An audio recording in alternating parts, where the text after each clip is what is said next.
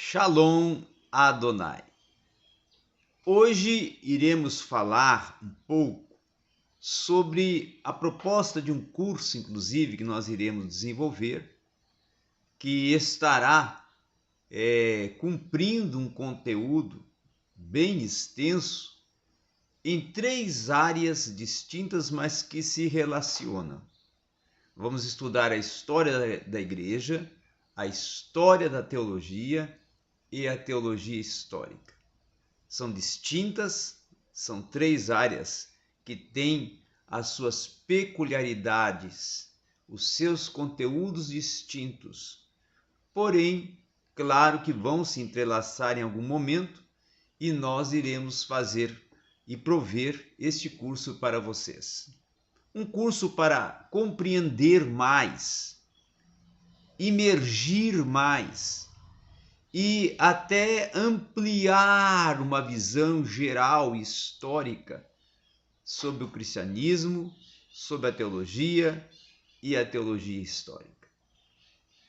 Quando nós vemos e estudamos e nos direcionamos à história da igreja, à história do cristianismo, nós vamos primeiramente ver a influência de povos que marcaram e que estiveram presentes e que fizeram toda uma diferença na construção não só social, mas na construção também, vamos dizer assim, organizacional da sociedade, na construção política, na construção religiosa, cultural, não é? E claro que foram povos que, de uma forma direta e indireta, também estiveram dentro de um contexto do cristianismo ou influenciando dentro da construção deste movimento com relação à sociedade, com relação ao povo e com relação até à sua expansão, não é? Por exemplo, um povo que essa época tinha o domínio e a ascensão, primeiramente no aspecto governamental e político, não é? Era os romanos, que eram os dominadores da Palestina, que eram os que dominavam a Palestina nesse período. Quando o cristianismo vai surgir, durante os seus primeiros séculos, né, nós podemos colocar aí até o início da Idade Média, até o ano 435, os romanos vão ser os senhores, vão ser os mandatários, os governantes, tá? Vamos dizer, de toda uma esfera da Palestina, de toda a Palestina e até do mundo, tá? Então, se nós considerarmos e se nós vamos observar, muitíssimas regiões fora do seu domínio eram governadas por aquela civilização. Aquela civilização, a civilização romana, tinha influência em muitas outras regiões e nações, tá? Além disso, o mundo romano também, uma outra questão importante nós considerarmos, ele incluía todas as terras que seriam alcançadas, tá, pelo cristianismo durante os 3 primeiros séculos da era cristã.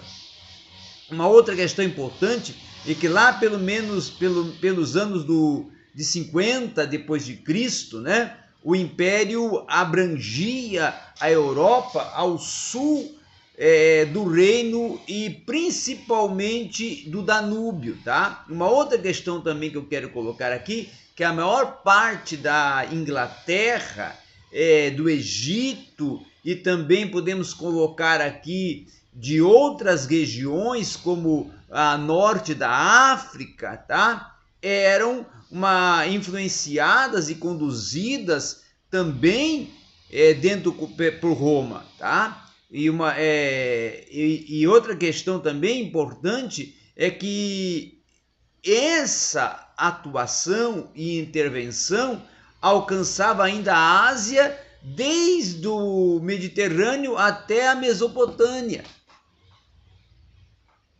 Os romanos não influenciavam e conduziam somente pela força, não conquistavam as regiões somente pelo seu poder bélico, não. Eles também tinham uma capacidade intelectual. Não era comparada com os gregos, que ainda vamos estudar sobre este povo, mas eles também tinham uma capacidade intelectual e também dominavam e governavam com efetiva inteligência. Tinham uma sabedoria organizacional e administrativa de gerir com extraordinário êxito, tá? Com extraordinária visão de mundo, tá? Visão progressista. Uma outra questão também que nós podemos ver, que a civilização, levavam aos povos que eram dominados por eles a incomparavelmente uma condição superior à que estavam anteriormente a serem conquistados por Roma. Então eles empreendiam e causavam um progresso marcante, visível, dentro do contexto desses povos, dentro do contexto dessas nações, dentro do contexto geral de articulação não só social, financeira, econômica, né? Mas também num contexto até de expansão cultural, porque estavam aliados e tinham toda uma influência no aspecto intelectual e cultural ao povo grego, que nós iremos estudar na sequência. Então, uma outra questão também que eu quero aqui estar particularizando com vocês também, que este império, tá, era um império que incluía também grande parte do gênero humano, certo? Foi uma lição, inclusive, até objetiva, que vai perpassar a ser a humanidade uma só. Uma outra questão também que nós podemos colocar, que por primeiros momentos, ou primeiras eras, ou primeiras oportunizações, governos eram separados, tá? Mas formavam grupamentos humanos que se sentiam diferentes, isolados de todos os outros grupos. Então, com isso, o Império Romano os unificou no sentido em que todos os governos tinham sido destituídos e um poder único dominava em toda parte. Então havia uma uniformidade, uma unidade governamental para poder conduzir, trabalhar, desenvolver todo o contexto administrativo de Roma sob as regiões e nações que ela exercia o domínio, que ela exercia o comando, tá? Isso é muito importante de nós observarmos e termos esse entendimento.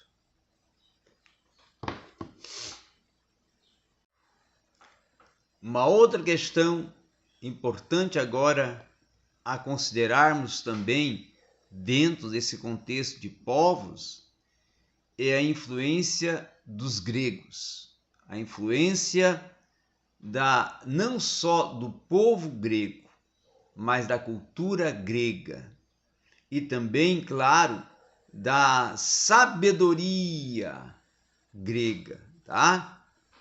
Ao surgir o cristianismo, quando o cristianismo vai surgir, os povos que habitavam as regiões do Mediterrâneo, tá, tinham sido profundamente já influenciados pelo espírito povo grego, através da helenização, tá, e do helenismo, que são dois aspectos distintos de ação de enculturalização que eu vou estar tratando em uma aula distinta sobre eles.